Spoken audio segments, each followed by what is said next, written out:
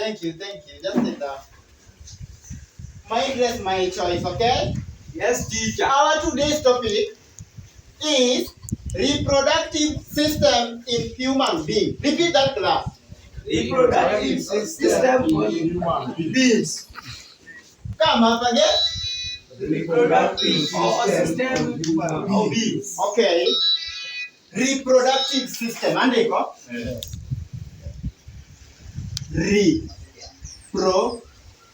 Reproductive system in human being. Ang'eni nyithi university keto moko to kumu dwaro somo laktar koro kaka ndiko doesn't matter. Ma en kaka dhano nyuolore be rie le mamoko kata kaka joka diek ung'eni gin kaka inyuolore to joma chuo jira ibro mawinjo ni awino to madhako wacho ni agwecha weya mago joka diek. Koro ma wuoyo kuom dhano ng'ama japlan mohingo ji te. It is better time to let any person with any question. Yes. Teacher. Hey. If If we are talking about reproductive system, we are talking about two organs, my friend. Two organs. Two organs. One is this.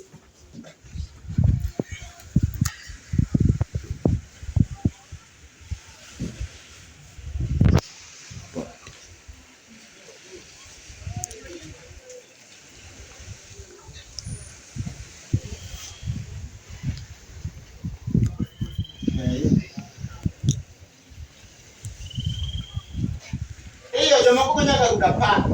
Jomoko wacho ni rude, ni en kodhi, rude ok en kodhi. For example, magi tong ng'ama dichuo, magi tong ng'ama miyo. Kaka tong ng'ama miyo ng'eni wuok dwe ka dwe. To ng'ama dichuo en tonge is separate.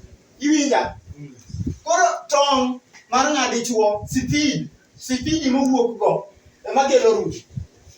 Ng'ama nomor manyuolo nyathi achiel ibiro yudo ka tonge wuok 20,000 kilometer per nukta. Leave alone second nukta. Give a ndr. Yani roteka ne wuok speed. Mano ng'ama nyuolo nyathi adi. To ng'ama nyuolo rude. Gino rude kochakre achiel, kochakre ariyo, jomoko go nyaka 10.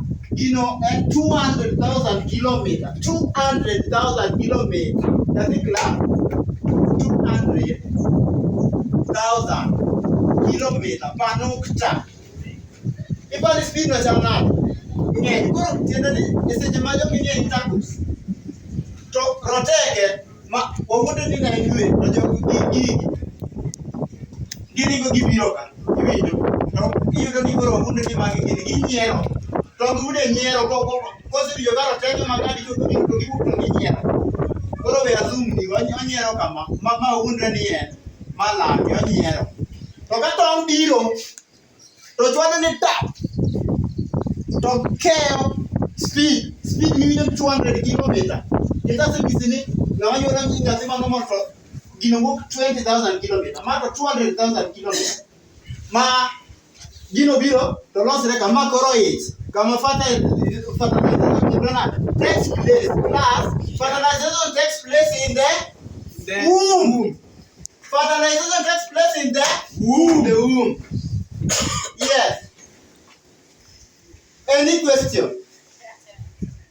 We are the will. I don't see. Ne ng'ata ina jangat magorude. Idwa ng'at manyalo gorude adek ang'wen kadhi mbele. Ibiro yudo ka ng'at moro mamar matora mondo matin. Ng'eni ng'ano go match speed manyalo kelo nyaka rude abich.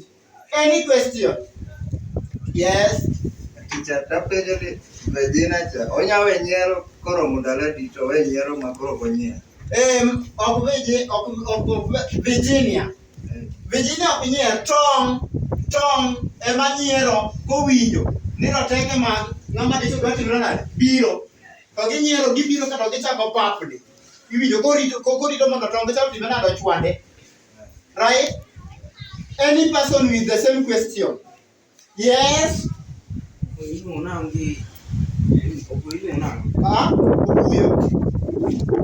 Very good. opuyo. Mano koro wawuoyo kama nyathi koro inyuolo. Kizungu luonge ni amniotic fluid. Amniotic fluid. En owinjo bed notore. En pi ma nyathi odak. Iwinja klas. Opuyo pi ma nyathi odak ei min gi. Koro opuyo ni en ma sama dhako dwa nyuol to okuongo tore. Koro ka dhako timre nade? Koro ka dhako nyuol. And mine moko timo ga mistake. Mine moko wego opuyo tore dala. Koro ka gidhi hospital. And that is a very big mistake. Opuyo owinjo bed ni tore ni e nyim laktar. Right?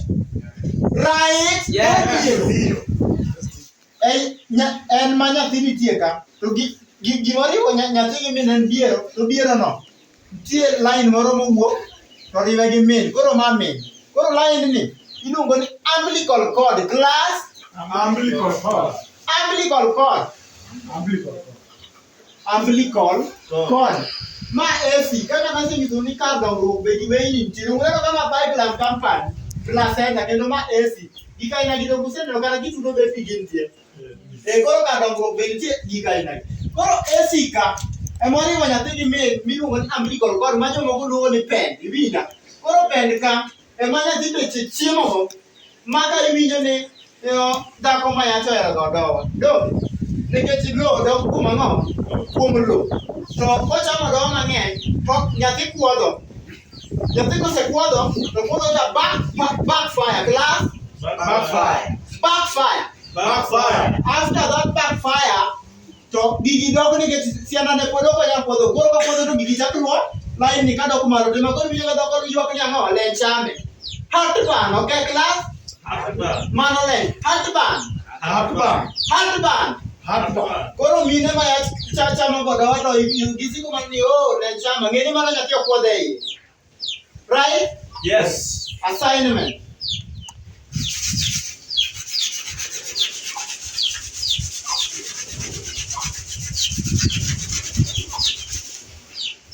Adwa miyo upenjo. Nang'o madam? Nyingi ng'a? Dorothy. Very good. Aneno ka wang'i ler nyar class. Adwa miyo penjo ka kotami duoko. Assignment. Question number 1. Which one of the following? Hapa ni ma university okabondiko. Take your books. Inyalo golo CV nikech piny sani inyalo ndiko question. Take out your phones.